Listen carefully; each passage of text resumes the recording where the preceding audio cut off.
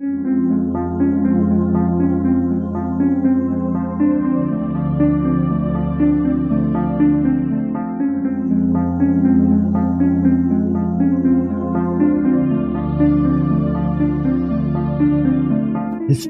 tells the story of the world and of our lives.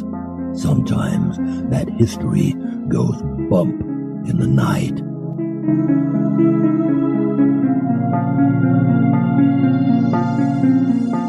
Broadcasting from the center of Oddity and the supernatural in Central Florida, it's the History Goes Bump podcast.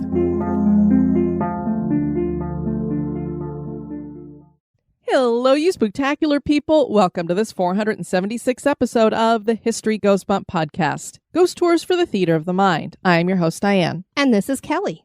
Kelly, on this episode, who just did a little cha-ching with her cute little face there. This episode, we have a location that was suggested by our listener, Jennifer Billingham, and that is the Smoky Mountains. We've only driven through, but I absolutely love it, and I can't wait to go back to visit. I know, they're so great to see. I had no idea that there were so many legends connected to this and some hauntings going on as well. We're looking forward to sharing that with everyone. Before we get into that, we want to welcome into the spooktacular crew, Brandy, very unique spelling on this one, Brande, Charity, Jamie, Josh, and Kathy, who is Tiffany's mom, just got done with her battle with cancer and is now battling something else. And had been in the ICU recently, so we just have our positive thoughts and prayers going that direction. Absolutely. And thank you, everyone, for joining our Facebook group. And now this moment in Oddity.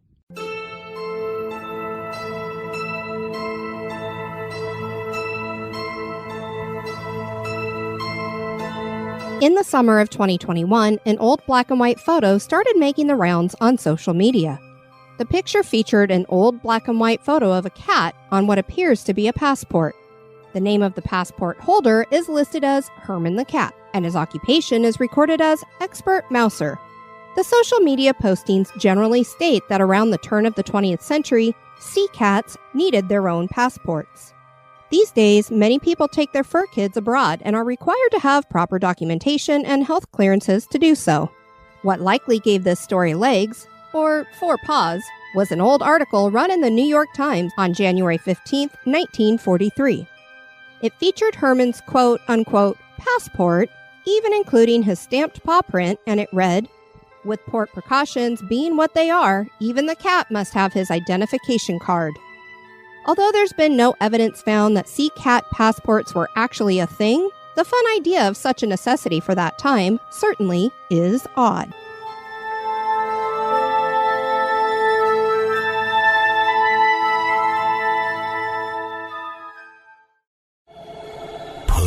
Covers up tight. That chill you feel isn't the air conditioning.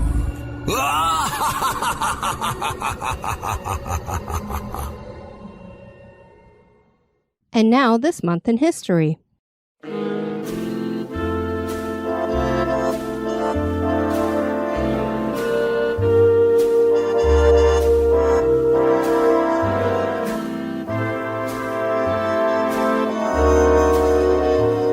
In the month of March, on the 3rd in 1831, George M. Pullman was born.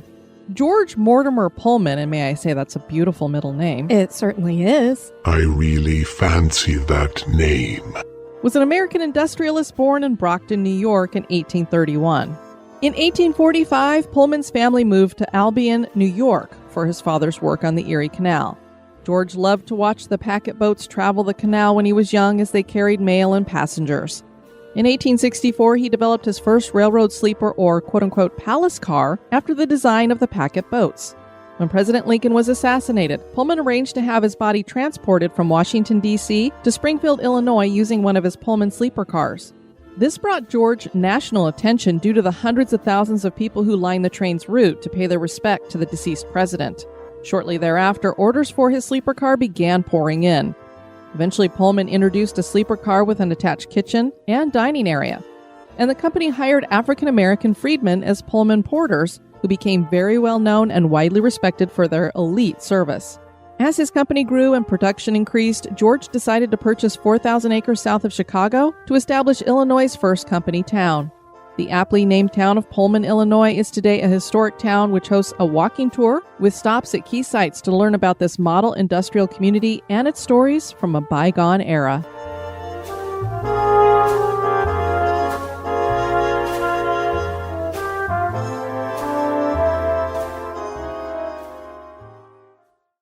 The Smoky Mountains carry a certain mystique about them, and since they are part of the Appalachian Mountains, the Appalachian culture has enhanced them with a rich folklore.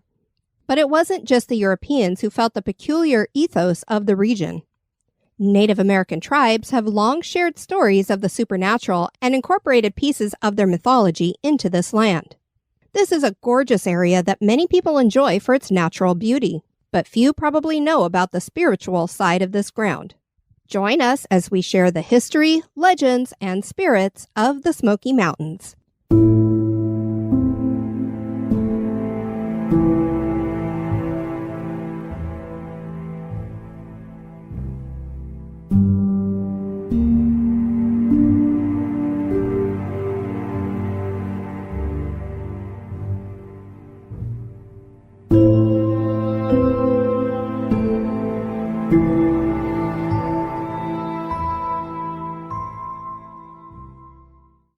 The Smoky Mountains are also known as the Great Smoky Mountains and or the Smokies, and are part of the Appalachian Mountains that rise along the Tennessee and North Carolina border.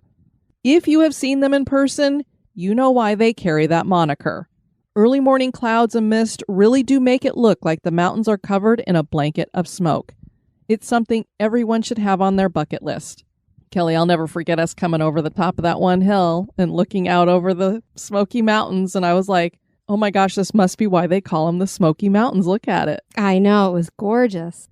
This is home to 187,000 acres of old-growth forest, and much of this has been protected since 1934 by the National Park Service as part of the Great Smoky Mountains National Park. This national park is the most visited park in America with over 11 million visitors every year. I was actually shocked. I thought that Yellowstone would be number one or Yosemite. Right, as did I. The park is also an UNESCO World Heritage Site. The forest here is home to a large black bear and salamander population, and I threw that last part in for you, Kelly. I was going to say, I want to go find some salamanders crawling across the streams. Yeah, they have a ton of animals here, but they're very well known for their black bears, and it has a lot of unique salamanders, I guess. The Smokies have a human history that stretches back to prehistoric Paleo-Indians. This was Cherokee territory until the French and Indian War, when settlers came to the mountains. The Americans launched an invasion of Cherokee territory during the American Revolution because the tribe had aligned with the British. American forces burned many villages. By 1805, the Cherokee had ceded the Smokies to the U.S. government. However, some did manage to stay on the eastern band. They eventually bought back land from the government. What had happened here is that the Cherokee were removed under the Indian Removal Act and sent west on the Trail of Tears. But one Cherokee in the Smokies, named Solly, fought the removal, and he gathered a small group with him. Eventually, Solly was captured and executed, and the group he had with him was offered the opportunity to live if they would renounce their Cherokee tribal citizenship and become U.S. citizens. They did, and that is why the Eastern Band is still here. Forts were built, and then many settlers eventually immigrated to the area and became the mountain people, some of whom were loggers, others were moonshiners, and there were farmers who would grow sorghum and corn. Once the government started buying up land in the Smokies, it was just a matter of time before the mountain people would be run off. Logging would come to a stop as well. The animals would now be free to roam safely. One of the unfortunate casualties of humans in the area was that the cougars who had once called this home were all hunted out by the settlers. Can you imagine hunting out the cougars? No, because as I understand it, they have a several miles long territory, oftentimes for just one mountain lion at a time, unless it's during mating season. Yeah, and I don't know if they were hunting them for their hides or something else, because, I mean, obviously you don't usually eat cougar and stuff, so... Well, unless they were going after livestock. Maybe. That's the only thing I can think of. And maybe it's different in this portion of the United States compared to California. I just know that in California, their range is very, very large for just one animal. It was the same thing in Colorado, and I think it's the same here down in Florida. We've got them here, too. If you hear a story of a cougar sighting in the Smokies, it is just that, a story. Any modern-day claims have been proven to be hoaxes. And it would probably be about the same thing with wolves, because I know they tried to reintroduce wolves here. I think it was the red wolf or something, and they said it went horribly wrong. I don't know what all happened, but they decided to not have the wolves there anymore. Wonder if they created a new type of animal like a coy wolf, because I know that that's happened in the past. Oh, with the mating with the coyotes and stuff? Right. Maybe. Yeah, I'm not sure exactly. I just know that they said it did not go well. The highest peak is Clingman's Dome, and there's an observation tower atop it at 6,643 feet, which I always kind of yawn at, Kelly. I know I say this all the time since I grew up near the Rockies. I'm like, 6,000 feet. What a short little thing. La-di-da, you and your mountains. So used to 14ers. The Civilian Conservation Corps built most of the trails, infrastructure, and fire towers. And of course, this all came in about the same time that the park was being put in during the Great Depression and stuff. The cities that surrounded the park are Sevierville, Pigeon Forge, and Gatlinburg. Each of these cities has hauntings, and so could be considered part of the Haunted Smokies. We knew we wanted to include the legends directly connected to the park, but what about places in these cities? We decided to include a couple of those. So I know like Gatlinburg has its own ghost tour, so there's probably several haunted places in the town. But I grabbed one of the places that comes up on lists all the time when you talk about haunted Smoky Mountains. So that's kind of what we did here. Otherwise, this could have gone on forever. I'm sure Pigeon Forge has some stuff too. And Dollywood, for all we know, Dollywood could be haunted. Could be. This is an area that you and I have long wanted to go visit. So hopefully we'll be able to get there in the next couple years. Jennifer, who suggested this location, loves the area and has visited many times from the time she was a child. She wrote, "There is so much energy in these areas, but there was one site a couple of years ago we unexpectedly visited that was up a steep hill that we abruptly came upon. And the energy just intuitively forced me to stop and tell my son and husband no and not to go in further. It didn't feel right, and we felt watched after that as we walked through the woods more. Maybe our minds were getting a little too into themselves, but there was definitely an energy shift after that. So needless to say, we were intrigued as to what we would find." First up, we have a place that has been called Devil's Courthouse. And with locations like the Devil's Courthouse, it's no wonder that many people feel a certain mystical air about the place. The Devil's Courthouse is located at Whiteside Mountain in North Carolina, and early settlers gave this craggy rock face of soapstone that name because it looked like the devil himself. Legends went on to claim that he actually held court in a cave beneath a cliff. Beliefs about this cave go further back to the Cherokee, who claimed that this was the home of Sol Kalu, or Jutakula as Europeans came to spell it, and that's Jutaculla, who was a giant with a voice like thunder who carried arrows made from lightning. He danced in the cave and carried out judgments there. In Cherokee mythology, he was in charge of the hunt, so he would be invoked in hunting rites and rituals. Next, we have Spearfinger. The Cherokee have another piece of creepy folklore. The Cherokee have a female monster they call Utulunta, which means the one with pointed spear. The more common name for this creature is Spearfinger, and that is because she has a sharp finger on her right hand that seems to be made from obsidian. Yikes. Ouch. She uses it to cut her victims. Spearfinger had stone-like skin and blood stained her mouth because she ate the liver of her victims. Yummy. Organ meat. It's supposed to be good for you. Spearfinger sounded like thunder when she walked because she crushed rocks beneath her feet and her voice echoed through the Smokies. Spearfinger could shapeshift into family members of her child victims. Her favorite spot was to walk the trail that joined Chilhowie Mountain and the Little Tennessee River. The Cherokee believed that she lived on Whiteside, which was a thunder mountain. Said to roam Noland Creek Trail and Whiteside Mountain, Spearfinger may be one of the creepiest Cherokee folklore traditions. This mythology represents the belief that the Cherokee had that shapeshifters stalked the mountains. And that Devil's Courthouse is at Whiteside Mountain too. So there was something about that mountain that definitely had a mythology to them. Next we have the Wampus Cat. And where there's a national park, there just has to be a cryptid or two, right? Right. The Wampus Cat is a mythological creature in the legends of the Cherokee. There was a Cherokee woman who was curious about the secret and sacred ceremonies of the elders. It was, of course, forbidden for her to watch. She's a woman, after all. But one night she snuck into a spot where she could watch such a ceremony, and she was caught. Her punishment was a curse that turned her into a half-bear, half-cat. She was left to roam throughout the years, searching for livestock and whining into the night. People claim to hear that whining around their campsites, and many people have seen the golden glow of the Wampus cat's eyes. They've described the animal as looking like a mountain lion but with 6 legs instead of 4. Others describe a more amphibious creature. And this makes me wonder where the terminology cattywampus comes from, which I always thought it meant off-kilter. Like if it's cattywampus, it's not lined up square or what have you. That's a good question. Kelly, shall we go down that hole? Let's do it. Okay, here we go. Hello? Hello? Yes, I'm down here in the rabbit hole and I've brought you with me. So cattywampus, and it's spelled just like you would think it would be, Cattywampus. This is a variant of catawampus, which is another example of grand 19th century American slang. They have other words like bumfuzzled and collywobbles, which I haven't heard those before. In addition to askew, which is what you were saying it would be like, catawampus may refer to a, quote, imaginary, fierce, wild animal.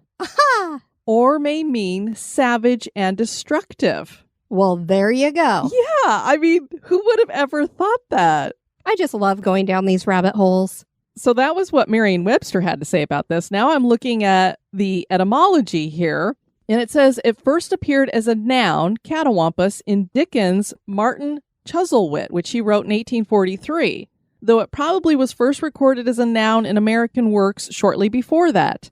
In that sense, it suggested some sort of hobgoblin or other frightening fantastical creature, likely influenced by catamount, another word for a cougar or other large cat, shortened from catamountain or cat of the mountain. And this is the passage in which it appears. Am I rightly informed, he says, not exactly though his nose, but as if he'd got a stoppage in it very high up, that you're a-going to the Valley of Eden.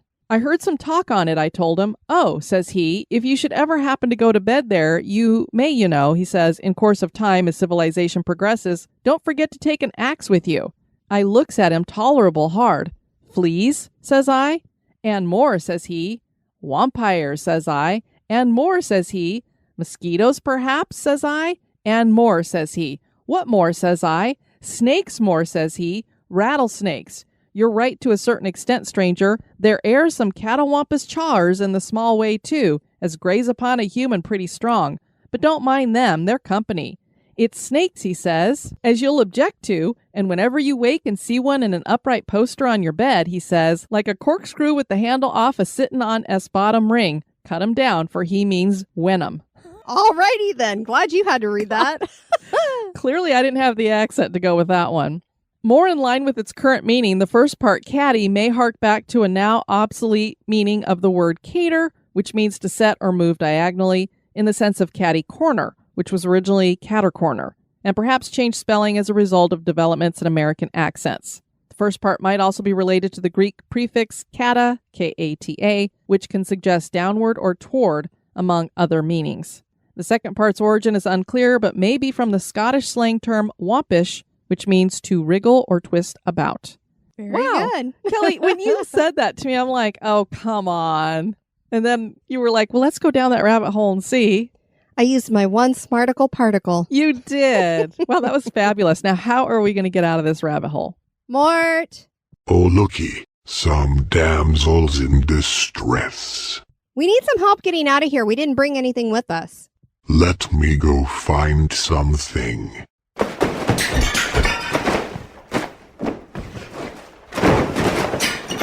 Here, kitty, kitty. Kelly, this rope that Mort threw down here, it feels kind of alive and it's got fur all over it.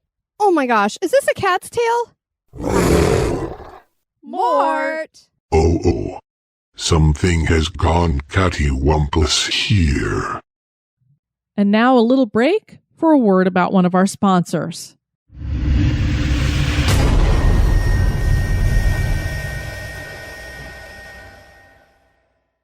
And now on to the Enchanted Lake.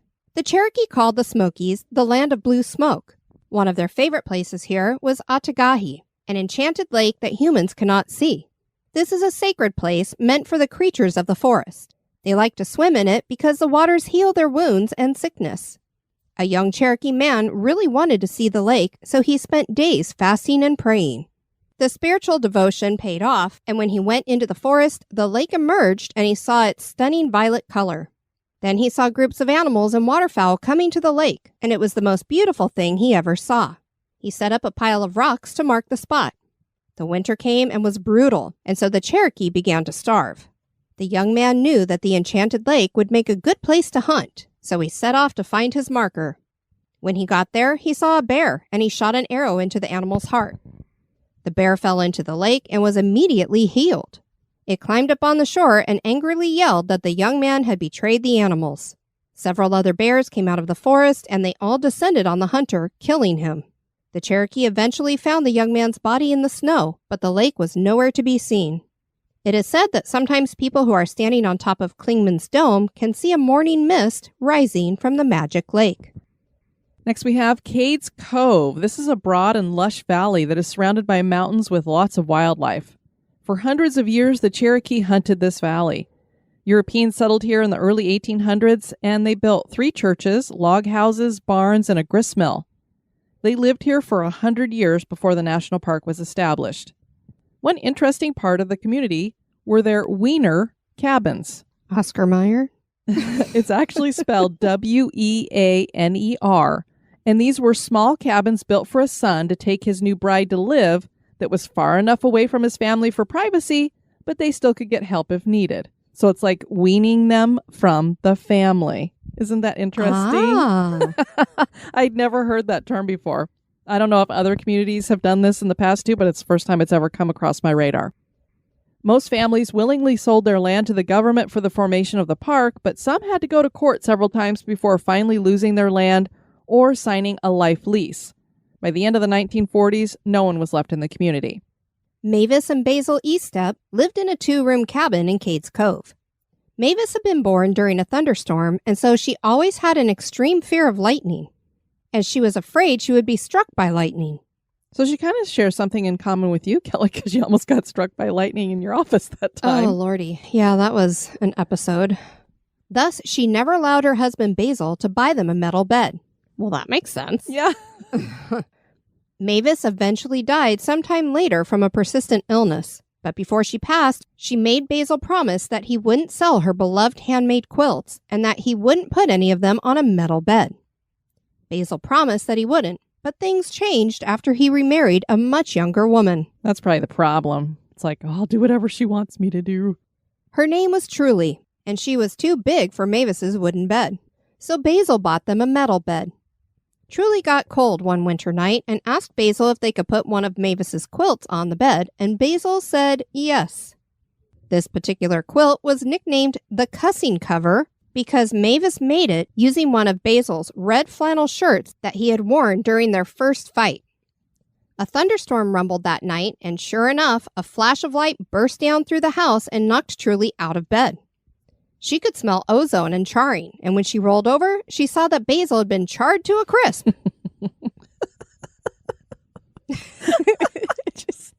And yet, the quilt had no marks upon it. The quilt was okay. Yes, but poor Basil he's fried crispy. Bacon.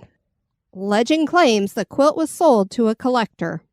And I hope it's not a true story, but I'm sorry, I found some humor in that. Yeah, It's I just terrible. love that they called the quilt the Cussing Cover, too. Right. People claim that Cades Cove is haunted. There have been tragedies and there have been murders. The gravestone of Gregory Russell reads, "Killed by North Carolina rebels." Pictures have captured orbs in the cemeteries and cabins, but the creepiest photo captured a woman's face coming out of the wall of the primitive Baptist church. She has sometimes been seen as a full-bodied apparition and sometimes just as a face. And although the buildings are abandoned, people claim to feel as though they are being watched by something they can't see. Next, we have the Roaring Fork Motor Trail. The Roaring Fork Trail has a hitchhiking ghost named Lucy. The story claims that Lucy died in a cabin fire in the early 1900s. A short time later, a man named Foster was riding his horse through the forest when he spotted Lucy. She was beautiful and appeared to need help. It was winter and cold, and she was barefoot. He offered her a ride on his horse and gave her his coat. He got her nearly to her cabin when she jumped off of the horse and said her father wouldn't understand. Foster ran into Lucy several times and fell in love with her, and so he asked Lucy about talking to her father. She would always refuse and run off. He was persistent, and so he asked some of the neighbors what they knew about Lucy and where her home was. And they told him that a Lucy had died in a fire many years before and that her family had left the area. Now travelers in the area along Roaring Fork Motor Trail claim to see Lucy still looking for a ride. Now apparently this cabin didn't burn to the ground and was repaired and rented out as a cabin on Roaring Fork. One family that had stayed there was pretty messy, and they had left stuff all over the kitchen and table before going to bed. When they awoke in the morning, they found the table set and everything cleaned up.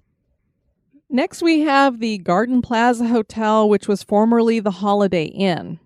And it's actually something else now, but we'll get into that in a moment here.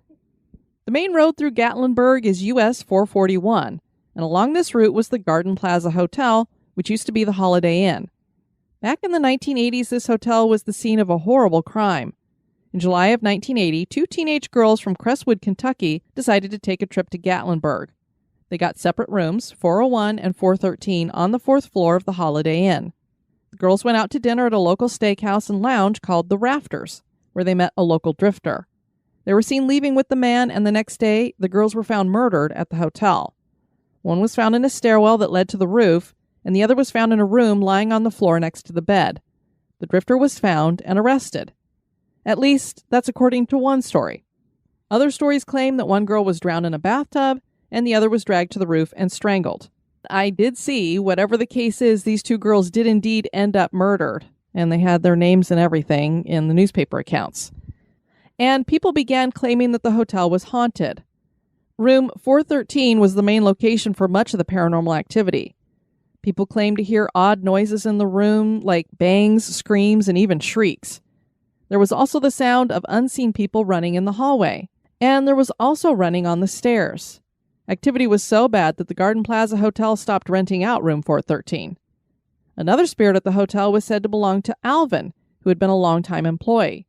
He liked to hang out in the kitchen. His activity was of the poltergeist kind and usually entailed utensils flying through the air. But that all changed with the demolition of the hotel. A Hampton Inn was built in its place, and we aren't sure if any of the spirits are still there.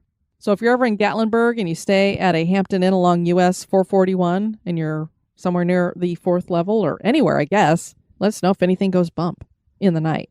Ask for room 413. Yeah, I don't know if they have one. Yeah, I don't know if they still have one or not, but Now on to the Greenbrier Restaurant, which is probably the most haunted location in Gatlinburg and is found off the beaten path at 370 Newman Road off of Highway 381. When one enters, the first room you see is an entry into what had been an old hunting lodge established in the 1930s. A woman named Blanche Moffett had built the cabin lodge and named it the Greenbrier Lodge. Her main customers were hunters and other travelers looking to get away from the city. She also ran part of the lodge as a boarding house for men working in the area. Blanche had a room upstairs, and she also had women traveling alone stay up there while single men bunked downstairs. This lodge ran similar to a bed and breakfast, as Blanche made breakfast for guests in the morning. The first in-ground pool in Gatlinburg would be installed by Blanche at the lodge. actors and actresses who attended the University of Tennessee in nearby Knoxville stayed at the lodge starting in the mid-50s all the way up into the mid-70s, as they performed in plays at the Hunter Hills Theater in Gatlinburg. This amphitheater was one of the first in the Southeast and provided entertainment during the summer months. After nearly 50 years in business, Blanche was getting tired, and in 1980 she decided to sell. Dean and Barbara Haddon became the new owners, and their 6 children helped turn the former hunting lodge into a restaurant. The Haddons decided to lease the property out in 1991, shortly before Dean passed away. The people who leased it didn't do well and shut the restaurant down fairly soon after opening. Barbara decided to reopen the Greenbrier in 1993, and today her son David, his wife Becky, and their son Jordan run the establishment. Everything we read about this place gives it great reviews for atmosphere and food. It's an upper-end restaurant, but everybody said it is well worth the money. It looks like it's got a delicious menu, and it's all like fresh, natural, local type stuff too. Nice. And on top of all of that, there's even more for us to love because the restaurant is reputedly haunted, a claim made by employees and patrons alike. Employees claim to have seen the ghost of a lady by the name of Lydia. The story is pretty typical. She was spurned at the altar.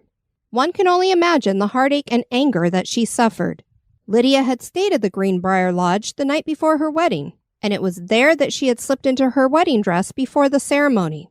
So she returned there after being abandoned. She went to the second-floor landing, tossed a rope up over the rafters, and hanged herself. The legend claims that she was buried in a nearby unmarked grave. The groom apparently got what was coming to him when a mountain lion killed him in the mountains when he went hunting. In another version that I saw of this story, it's possible that the groom was killed before the wedding by the mountain lion, and that's why he didn't show up. So he didn't stand her up. He couldn't be there because he was dead. I don't know which came first, but clearly I don't even know if the story actually happened. So sightings of Lydia began shortly after her death, with her awakening a caretaker at the lodge with her mournful cries. She kept repeating, "Mark my grave, mark my grave." The caretaker had to endure several nights of this before he decided to go out and place a marker on the grave. After that was done, he never saw Lydia again. But the same cannot be said for the employees and patrons of the restaurant. Owner Becky Haddon said, "Today the ghost of Lydia still roams the old Greenbrier Lodge, now our Greenbrier restaurant. Her spirit is often seen on the stairs of the second-floor landing. Guests who eat here claim to see her small, sad figure wandering around from time to time." So clearly this is a place that embraces it. I believe they hand out a pamphlet or something, or it's on their menu that they share with everybody who comes. So they love their story about Lydia. Murfreesboro Post journalist Dan Whittle wrote an article in 2014 about visiting the restaurant. Dan wrote, "Jason, our table server, confessed he's never seen Lydia, but that fellow Greenbrier work associates have witnessed food items being knocked off food shelves in the restaurant pantry, and some diners have seen Lydia in the form of a petite young girl on the stairs in this old building." Lydia may not be the only ghost here. The lodge's pool was eventually filled in with concrete, but not before a little boy drowned in it. Apparently, the spirit of this little boy likes to hang out at the restaurant. Customers have felt his presence near the bar, especially under it, and he likes to play on the staircase. The employees have placed some jacks under the stairs to give the boy something to play with. A medium has also told the Greenbrier that there's an older man who sits in the back corner of the restaurant who gets quite grumpy when it's loud in the establishment. And then finally we have the Wheatlands Plantation. Sevierville is located in the foothills of the Smoky Mountains in Tennessee.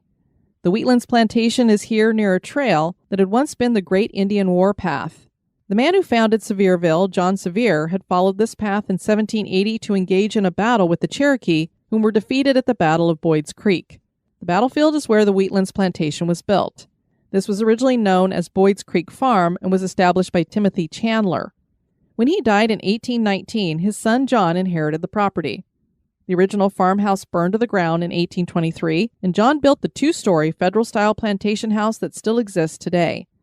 The Queen Anne-style porch and windows were added in 1889. He named it Wheatlands, and it became one of the largest farms in Sevier County, covering 4,600 acres. The farm raised livestock and grew buckwheat, sweet potatoes, hay, oats, and corn. The work was done by 14 enslaved people. John also started a distillery where they manufactured 6,000 gallons of whiskey. During the Civil War, the Union took over the plantation and used it as a winter quarters for the 10th Regiment Cavalry out of Michigan and the 8th Division from western Pennsylvania. The location allowed them to run raids into Sevierville, Gatlinburg, and Newport. After the war, Chandler began paying the former slaves who were now emancipated and decided to stay on at Wheatlands. Chandler not only paid them, but upon his death in 1875, he left them a section of land on the south side of the property that became known as the Chandler Gap, and a strong black community grew up in this area long into the 20th century. The Chandler family held onto the plantation for 11 generations, finally selling it in 2011 to Richard Parker and John Burns, who restored the house and opened it to the public for tours. Although based on what we could find, it has been closed for several years now and may even be owned privately. Yeah, there were a few reviews. The most recent was back in 2020, and that was just somebody who walked around the property and was able to see the cemeteries that were on the property, but you can't go into the house anymore, which is so sad because it's this wonderful historic plantation there. I don't know if business wasn't well, so they shuttered it, or what's going on. There's a lot of no trespassing signs and stuff too. There are many original structures here, including the house, a smokehouse, the summer kitchen with dining hall, and a loom house. Unfortunately, the distillery burned in the late 1930s. Much of the interior is original as well, with hand-planed railings and windows. The mantels have hand-carved details and entablatures, which those are the flat parts of the mantelpiece, Kelly, that are like between the columns that go up the sides and then the flat piece on the top. There's like 3 parts of it. Many houses of the time had the standard parlor hall layout, but this one had a central floor plan. The smokehouse was built in the early 19th century and was made from hewn logs with a board and batten door. There are so many reasons for this house to be haunted. First, we had that initial Revolutionary War battle, and the bodies of 27 Native Americans killed during that battle were put into a burial mound on the property. And there are 2 graves for Revolutionary War soldiers. We have also heard that there may have been up to 50 to 69 slaves buried on the property. This was a Civil War headquarters, and John was a Freemason who purposefully built the house on top of a giant geode. I don't know how they know there's a giant geode under there, but lots of things that I looked at claimed that. Interesting. There are also claims that the house has seen 70 deaths, some for murder. One of these murders was of a father by his son who used an iron poker to do the deed. Apparently, the father was jealous that his mother had skipped over him and left the estate to his son upon her death. There's a blood stain that remains on the living room floor, and no amount of cleaning has ever been able to get rid of it. 2 women died on the staircase, one from falling and another had a heart attack. 15 people died of natural causes in the master bedroom. People who took tours claimed to hear strange sounds like the yells of a man, thudding noises, and a sickening gurgling noise, almost as though a murder is playing out in a residual manner. Several members of the Chandler family that died in the house are thought to still roam the house in the afterlife. People have even seen the apparitions in the gardens. Children who had been enslaved are seen still playing on the property and even play hide-and-seek with visitors. The spirit of a young girl in a blue dress is seen in the house, many times on the stairs. Other disembodied voices are heard, and there are shadow figures. The Destination America show Ghost Stalkers visited the plantation in 2014. This was hosted by Chad Lindbergh and John E.L. Tenney. Chad was doing an EVP session in the cellar, and he captured a voice saying, "Hi." Now, I always love it when you capture these voice saying hi in an old historic location like this, because obviously we don't know the slang back during the Civil War time or the Victorian era. Did people really say hi? I don't know. Is that more of a modern rendition of hello? I do not know. I just wondered when I heard that play, I'm like, is that like something from back then or a more modern type spirit? John thought he saw a figure in the master bedroom. The gamma radar recorded a lot of energy in there, and then it went completely dead. Chad got tapped on his shoulder and felt really cold in the master bedroom. Now, Chad is very, very dramatic. Anybody who watched Ghost Stalkers? I mean, he would scream like a girl half the time when something would touch him or whatever. And during this one, he seemed very agitated and very uncomfortable and kept going, "Stop, don't, leave me alone, leave me alone." So I don't know if he kept feeling like something was trying to touch him and then it finally did. But I was like, just relax. John was in the parlor where the murder happened, and he got a scratch on his abdomen that was noticeable. I mean, when they put the camera on it, not only did he have these red marks, but there was even a little bit of blood. So I'm like, something recently did something to him. This may have been in the same place where the father had been stabbed. The Smoky Mountains are an incredibly beautiful part of America. As we said, we've driven through them, but never had the chance to actually hang out for a while. And clearly, based on all these legends and haunting experiences, this is a place ghost hunters need to check out. Are the Smoky Mountains and all these locations haunted? That is for you to decide. Kelly, I worked out a little road trip for us to go up this way, and I was hoping to do it this year, but I don't know if it's going to work out for us because we're doing something later on this month that some of our Spooktacular crew members, if we're able to do it, will be able to share in with us. That road trip might get kicked on to next year. But hopefully we'll be up there next year. Yes. We'd love to have you guys check out our website at historygoesbump.com. And if you'd like to send us some feedback, you can do that at historygoesbump@gmail.com. Kelly Janae had sent us a message. She said, "I listened to your Haunted Cemeteries 25 episode on my way to work this morning. As much as I would love to believe that the February 31st date was used to keep that lady returning from the dead as a witch, according to a Google search, it's more likely that the death date was unknown. February 31st has been used in place of unknown death dates. Also, apparently, it can be used to show examples or when trying to show that the data is not true. However, on a headstone, it is most likely because the actual date is not known. I like the witch legend better, LOL. Well, we do too, but that makes sense. I'd never heard that before. Right. Had you? No, I hadn't. That's what I told her. I'm like, oh, we had no idea. Thank you so much. So now I'm going to be looking for headstones that have February 31st on them, just to be like, is that, how they're marking these graves when they don't know? I just always thought if they didn't know, they just put the year.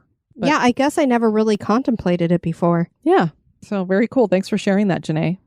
And we also wanted to thank Donnie for his comment in the Spooktacular Crew that he really enjoys the show. I know for you, Kelly, sometimes you worry a little bit that people are like, when they listen to the earlier shows and then the hosting changes, that people will be upset about it or whatever. And he just let you know that he really loves the chemistry between us. And I do too, obviously.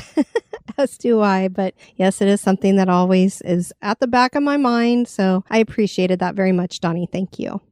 Want to thank you all for tuning into this episode. I've been your host, Diane. And this has been Kelly. You take care now. Bye-bye. This episode has been brought to you by our executive producers. Dispatches from the Grave Digger. We want to welcome into the cemetery Michael Thompson. Mort's going to be putting you in a chest tomb. I'm the Bone Daddy. Thank you so much for supporting History Goes Bump. Fan of the show? Subscribe to the show on iTunes, Stitcher, or your favorite podcast catcher.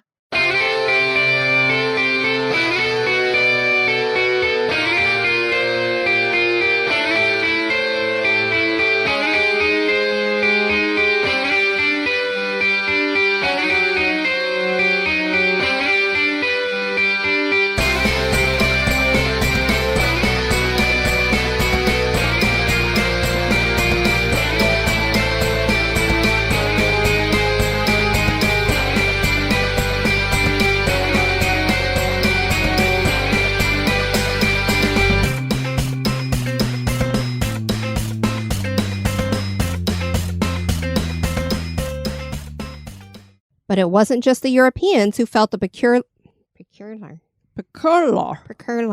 ethos. And much of this has been protected since 1935. 35? Just suddenly jumped forward a year. Yeah. How'd you get 5 out of 4? I don't know. I like the number 5. It's my favorite. Since my when? It's my lucky number. It's always been my lucky number.